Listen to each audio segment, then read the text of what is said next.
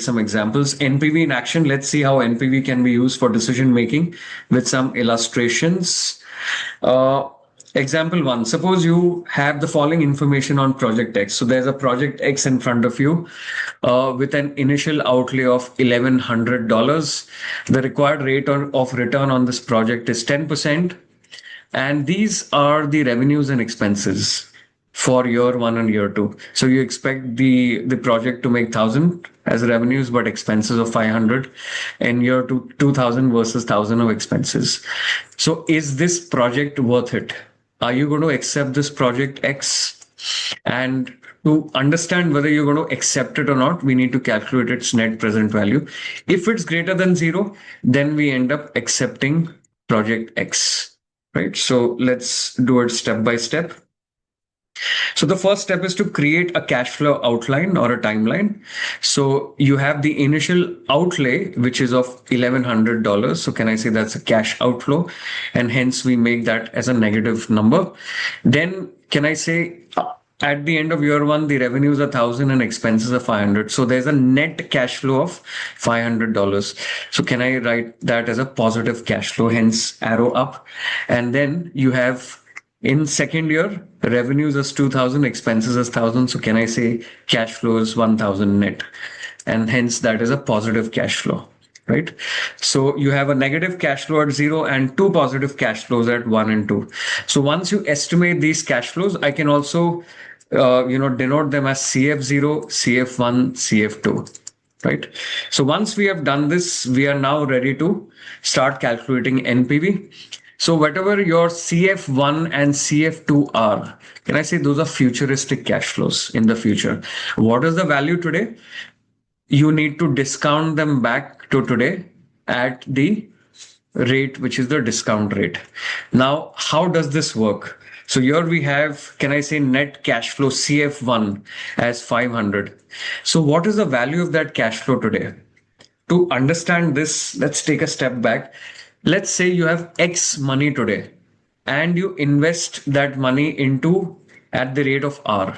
So can I say after 1 year, I have X into 1 plus R. Now that X into 1 plus R, can I say is equal to 500. That's your cash flow after 1 year. So what is X today? Which means what is the present value today of that 500 received after 1 year? It's 500 divided by 1 plus R. And hence what we have done is we have taken this cash flow at the end of the first year and divided it by 1 plus R. In this case, R is 10%. Right? So this 1 plus R, can I say becomes 1 plus 10%, which is also in decimal terms 1.1 or in number terms 1.1. So hence we have divided 500 by 1.1 and that will fetch us the initial value. Similarly, if it's a 2-year horizon and you're starting off today, can I say if Y is the present value of a cash flow to be received after 2 years, and say you're investing at the same rate R for 2 years, can I say compounded, that amount will come to Y into 1 plus R square, and that will be equal to the CF2, which is nothing but 1,000 in our case. And hence can I write Y is equal to 1,000 divided by 1 plus R square. R is 10% in our case, and hence Y will become 1,000 divided by 1.1 square. And that's exactly what we have written here. So all that we have to do is you have to take the future cash flows and discount them back to today. If the period is 1 period, you will discount it back by saying CF1 divided by 1 plus R raised to 1. If it's a 2-year cash flow, and if you want to discount it back to today, you will say, okay, let's take CF2 and divide by 1 plus R, assuming R is the required rate of return on the project on an average basis. And you will square this because you're discounting it not for 1 period, but you're discounting 2 back to 1 and 1 back to 0. So there are 2 periods to take care of. Hence, you will square in the denominator. The 1 plus R you will square in the denominator. Right, so this is what you have, CF2 divided by 1 plus R square. And that's exactly what we have done. So every futuristic cash flow will have to be done in this way. If you had a CF3 in this problem, you would have taken CF3 and divided by 1 plus R cube and keep on doing the same thing. And then you add all the present values, and once you add all the present values, you get something called as NPV. So in this example, NPV comes out to be 181 positive, and hence since NPV is positive, we are going to invest into this project. Before we go to the next example, let's look at how to do this in Excel. So this is the same example which we have, which we have already seen. Initial outflow is $1,100 in year 1 and 2. These are the revenues. The first thing which we're going to do is we're going to calculate the net cash flow in each year. Obviously, in year 0 or initially there are no revenues, you will make an investment and hence the cash flow is negative. And then in year 1, you have 500, year 2, you have 1,000 as the net cash flow, and that is nothing but revenues minus expenses. And then how do you calculate? And this is your discount rate, R. This is your discount rate. Now the question is, how do you calculate net present value? So for that, we use the formula NPV. You supply the rate, and then you supply all the parameters value 1, which are the cash flows from year 1 onwards or period 1 onwards. In our case, these are the cash flows. So I will supply 500 and 1,000, which are year 1 and year 2 cash flows. And then I need to add back the initial investment. Always you need to add back year 0 cash flow or initial investment. And what you end up getting is the same 181, which we got here. Yeah, so this is how we do this on Excel using the NPV formula, which uses rate and it uses all the future cash flows and add back the initial investment. Let's look at the second example now. It's slightly more complicated because here we do not have directly the cash flows, but we have certain items. So let's see what are the various items here. What is the net present value of this project? And is this project an acceptable investment? Yeah. Initial investment in the project is 100,000. Project lifetime is 10 years. Salvage value is 20,000. And can I say this value 20,000 is, at the end of 10 years. So I can write this. This is the cash flow after 10 years. Now they are saying, and also initial investment is 1 lakh. So can I say that is my initial cash flow? CF0 is minus 100,000. So as soon as I get a problem, we are going to start visualizing it in the form of a cash flow diagram. So I've done it for the initial investment and the salvage value. Then you have annual receipts, means these are regular receipts which you're receiving over a period, which means these cash flows look like this. So this is cash flow 1, and these are all revenue cash flows, right? And that is, can I say 40K? CF2 is 40K, and so on and so forth. So all these are annual receipts which you receive, 40K, and all these are positive in nature, right? That's the third type of cash flow. The fourth type of cash flow here is the annual disbursement. And disbursement, as you can see, is like a cost, it's an expense. And hence, the way this will look like, it's an annual disbursement, which is annual expenses. So can I write those as negative, say 22K every year, right? All the way till year 10. So I have all these different kinds of cash flows which are there. The applicable discount rate is 12% over this project. And the question is, what is the NPV and whether will you accept this investment or not? Yeah. So let's get cracking on this. Now we've already understood what are these. So initial investment is a cash outflow.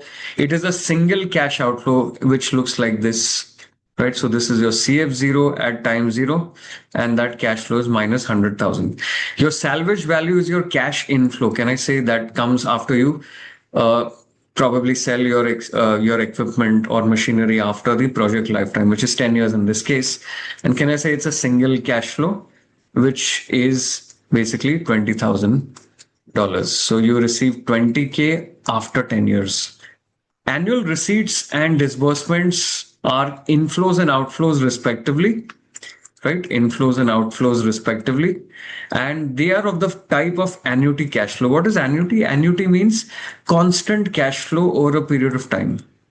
So suppose if I receive or if I pay constant cash flows over a period of time, that's an annuity. In real life, what is an annuity? An EMI, which you pay to a bank. Can I say those installments are the same? EMI, which goes every month, is the same for a loan which you take. Similarly, if I do an SIP, say of 20,000 rupees every month, that 20,000 goes in the market every month as investment, right? So that's an SIP. So hence it can be a negative uh, cash outflow, or it could be a positive cash inflow. Both of these are called as annuities, and these are nothing but these constant cash flows which keep appearing for a finite period of time. So those are called as annuities. So here in this case, we have two types of annuities.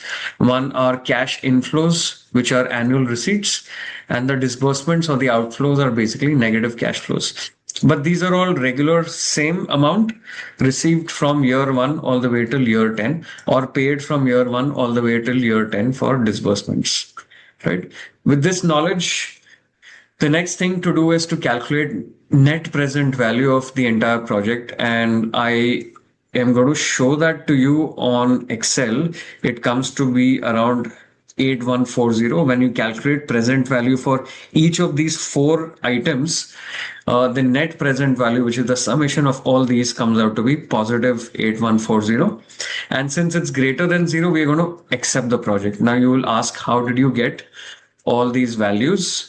Which are the present values for salvage value, receipts, and disbursements. For that, let's go to Excel and let's try and understand this. So this is the problem at hand. Initial investment is 100,000. Project life is for 10 years. Salvage value is for 20K. Receipts annuity is 40,000.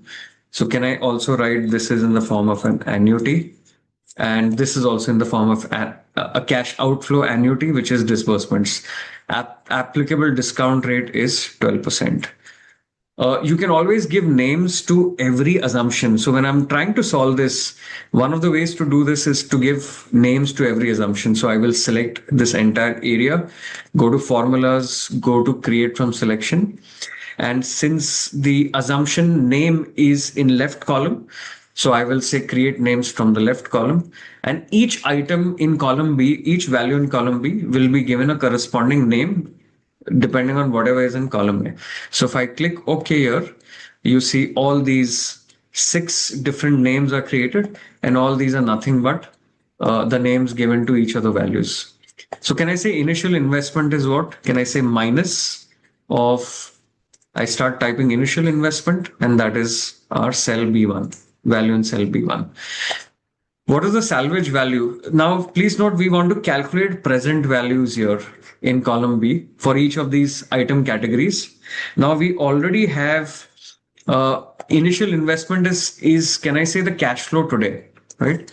So its present value today it's nothing but the same cash flow, because you're not discounting it back to any prior period. So this cash outflows are zero. So hence the present value is also the same. The salvage value, on the other hand, which is, can I say this 20K, is being received after 10 years, and you need to calculate present value of that today. So what I do is I use the PV formula for calculating present value. And for that, we give the rate.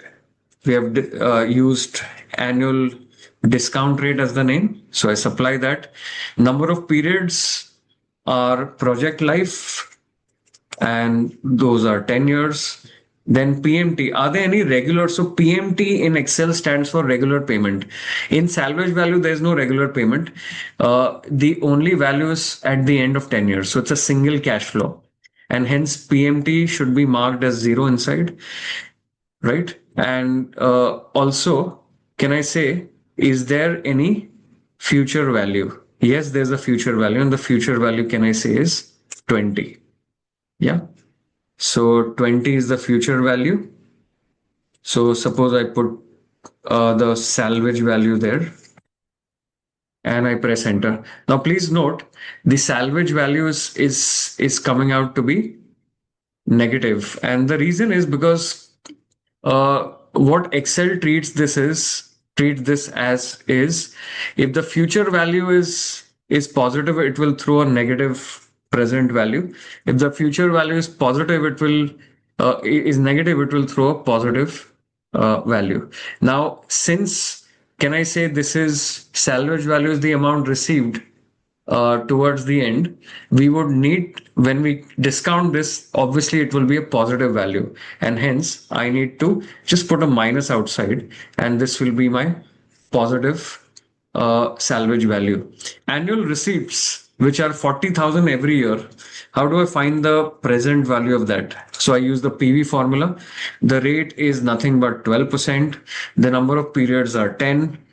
PMT, which is constant payment, is 40,000.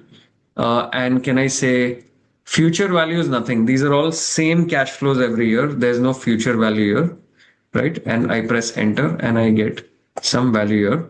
And I'll put a minus there so that the present value of that comes out to be positive, because when I'm discounting back positive cash flows in the future, I should get a positive positive value today. And disbursements, on the other hand, can also be calculated as the present value of an annuity stream. So the rate is 12%. The number of periods are 10. PMT is what? PMT is the constant payment. In this case, can I say these are negative cash flows of 22,000 every year? It's like an expense. Future value is nothing because these are regular cash flows. So I press enter and I get a positive value. But please note, these are negative cash flows, right? Since these are negative cash flows, my present value also has to be negative. So all that I have to do is I'll have to just put a negative outside. Yeah.